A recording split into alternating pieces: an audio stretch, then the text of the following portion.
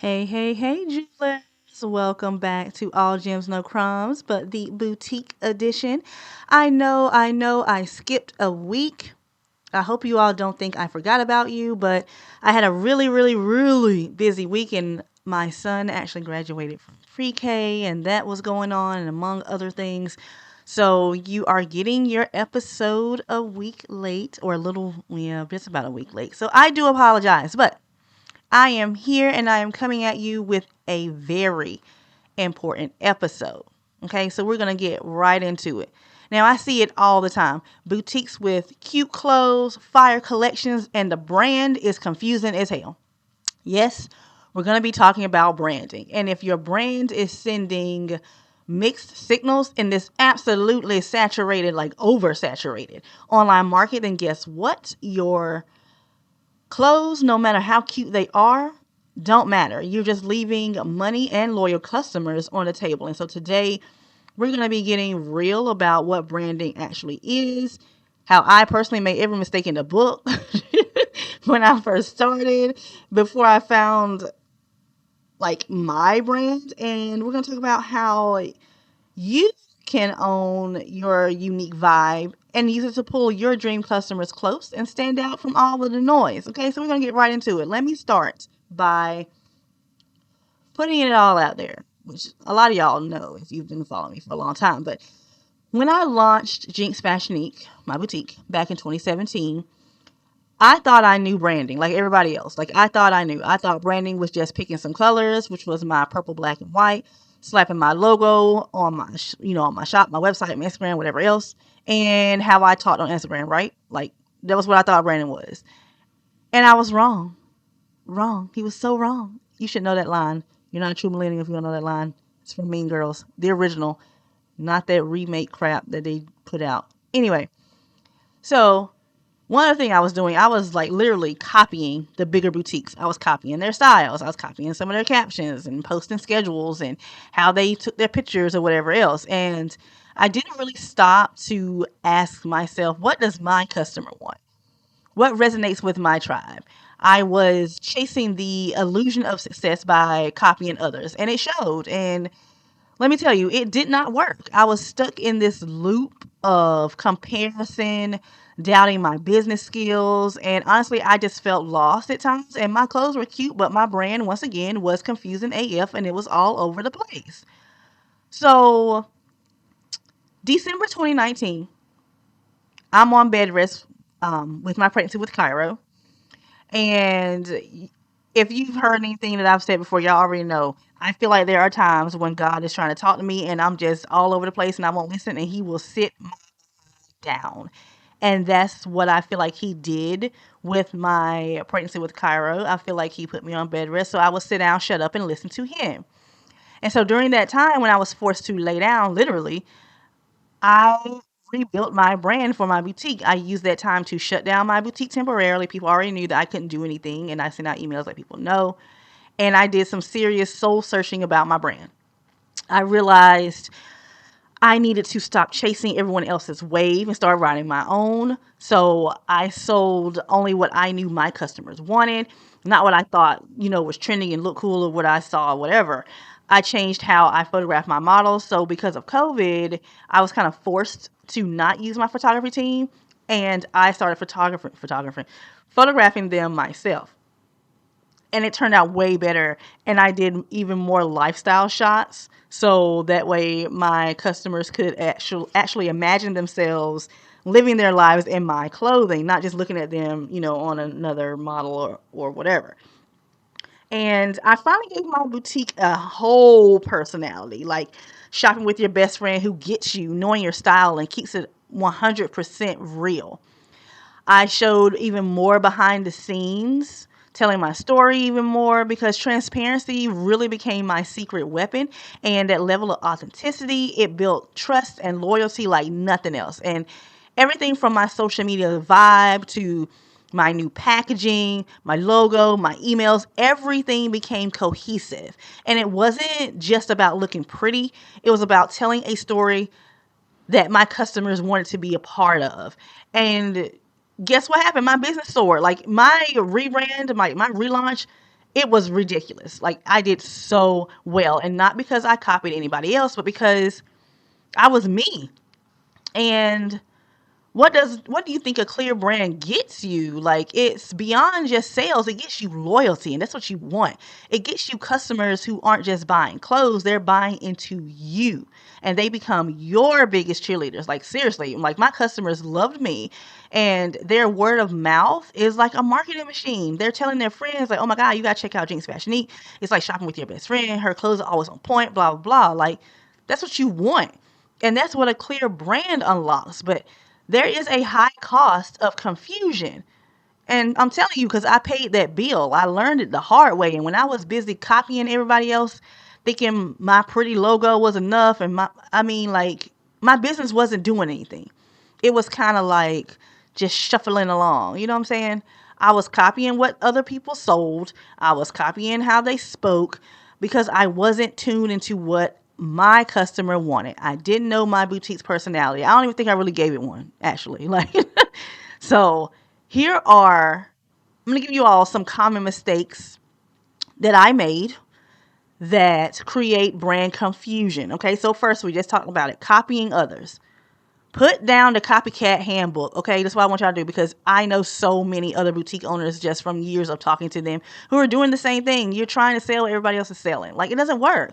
What works for someone else will rarely work for you. Everybody has a unique perspective, a unique story, a unique journey, especially in the business world. And when you try to copy, you don't stand out, you just blend in. And blending in is boring, it's basic, okay? Another mistake is not having a boutique personality. Like, thinking your boutique doesn't need a personality beyond just selling clothes is wrong. People connect with personalities. If your boutique is just a generic storefront, why would someone choose you over the thousands of others that they can choose from?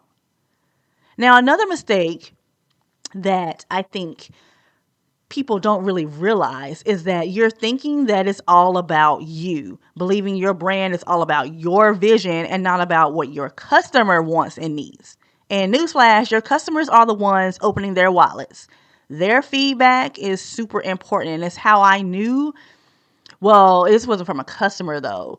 My best friend, who was also my business bestie, I told this before on another episode, she was the one who told me to change my logo, because she was like, hey, your logo looks like it's for a nail salon. It does not look like it's for a boutique. And I had to let it go, and I changed it. So if you're not listening to other people, whether it's customers or others who have feedback to give you, you are missing out. And when your brand is confusing, you also lose trust. You make it hard for customers to connect with you. You make it nearly impossible to stand out, and ultimately you lose sales or you don't gain any. So branding isn't just your logo or your color scheme. Okay, people tend to think that, and it's not. Branding is actually, I made a post about this on Instagram a long time ago. Branding is the promise that you make to your customer, the feeling that they get when they interact with your business at every single touch point. And when you think about it, your brand identity is the look, okay? Your logo, your fonts, your colors. But that's just the surface, okay? So you have brand identity, then you have your brand voice. Your brand voice is how you talk to your customers. Is it sassy, warm, bold, playful, whatever? Then you have your brand experience. That's how your customer feels when they scroll your Instagram, when they open your emails, when they go to your website, when they unbox their purchase, or even when they reach out to you for support. Your brand is the personality of your business, and it lives in every single thing you do with it. Now, let me break it down. When your branding sends mixed messages, your customers don't know who you are, they don't know what you stand for, and they don't know why they should buy from you. So imagine this, your Instagram, because I've seen this, is fun and colorful, but your website is dark and serious. Like, that doesn't even make sense. Your packaging might feel cheap and your prices are high. What does that say? It screams confusing. Like, you want to be luxury, but your stuff looks cheap and it's all over the place. And again, confusion kills trust, and trust is what you need in the online business world for sure. Your customers need clarity. They want to know exactly what they're signing up for, who you are, and why your boutique is their perfect match. When your brand is clear, it builds trust, and trust sells every single time. So we've talked about what a brand is and why confusing hurts. So now let's do a quick check, okay? How do you know if your brand is actually confusing your customers? We're going to do like a super quick, no judgment check-in, okay? So grab a pen unless you're driving. Just check these off mentally, all right? So I want you to ask yourself, do new customers often ask basic questions that should be obvious on your website or social media? Like, what kind of clothes do you sell? Who is this for? If they're constantly needing clarification, that's a red flag. Okay, next. Does your social media feed look like a chameleon that can't pick a color? Like, I've seen this a lot. Like, I would see, when I used to audit people's Instagram pages, it would be like one day they're posting super edgy, and then the next day it's soft and feminine, and then bam, there's a motivational quote. It has nothing to do with fashion, and it's in a totally different color and different font. That's mixed messages. Okay, so we got to change that. Everything needs to be cohesive. I'm not saying you can't post quotes, because quotes are a great engagement builder. But if you're doing quotes, you need to have your own branded post. You know what I'm saying? So when I would post quotes on Jinx Fashioning, it would be one that I create. Like, I may have seen the quote, but I would recreate it in Canva in my own branded template, and I would use that every single time, so you could tell that it was mine. Okay. Now, are you constantly attracting the wrong kind of customer?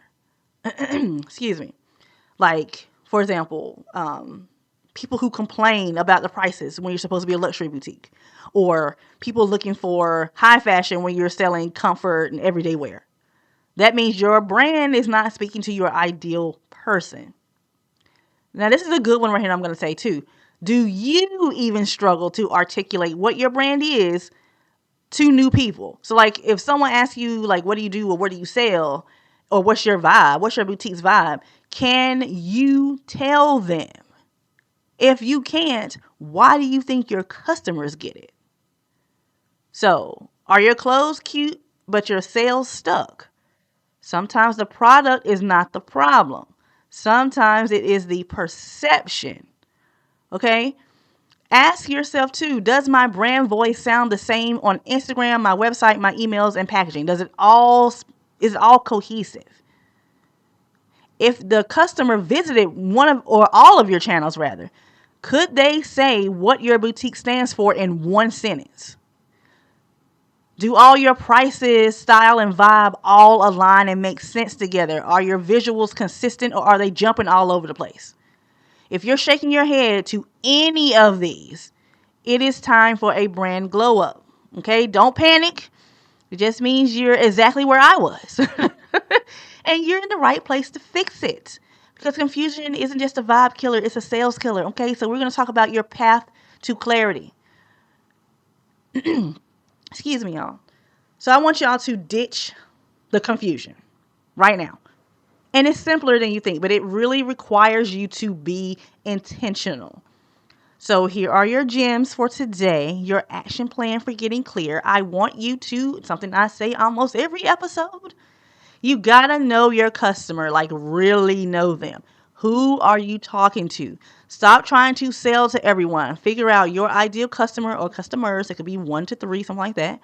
Figure out their age, their lifestyle, their biggest fashion pain points, what makes them laugh, what makes them tick. And then speak directly to them. Use ChatGPT or Gemini or whatever to help you figure out who it is. And imagine you're talking to them like they're your best friend, and you know like what she needs, and she's asking you for advice. The next thing I want you to do is define your boutique's core values and mission. I want you to understand what you really stand for. What problem do you solve for your customers? Is it style? Is it empowerment? Is it comfort? Get clear on your why and let it guide every single thing you do. The third thing you need to do is find your voice. Find your boutique's personality. If your brand was a person, what would she be like? Would she be funny? Would she be sassy? Would she be elegant? Would she demand attention? Is she quirky? What's your boutique's vibe? Define that personality and then make sure it comes through in every single post, every single product description, every single email, because then you will be triggering emotions. You will be relating to someone.